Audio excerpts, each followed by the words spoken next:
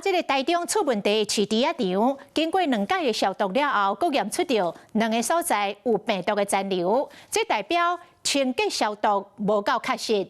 疫情中心是协调着国防部的化学兵来进场，进行着第3届高规格的清消作业。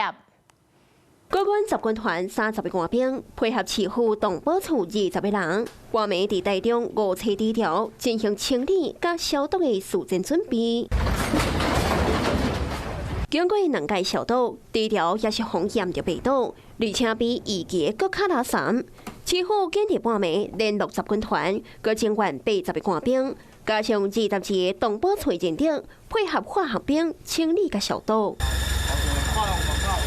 目前也未找到病毒的来源，问题低调特有细节收益的建议，会当对喷的来源甲气象调查。首先，病毒一直拢无出现伫5车以外地区，所以病毒可能来自台中港或者是渔港。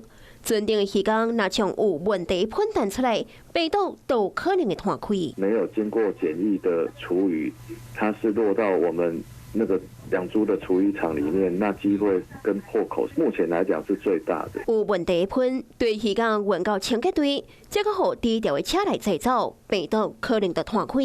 兽医建议会当调监视器，找出这段时间，敢也有其他车出现伫5车路，调查污染的来源。因为这个厨余场没有了，它就会到处去了。可以从这个确定阳性的养猪场逆向去追踪它的路径嘛？因为已经有检调在侦办，那检调是有司法的专业，所以我们静候调查的结果哈。为了防止地车，台北海关甲防检署和相关单位伫自务港联合稽查，若无找到病毒的源头，民众就无法度安心。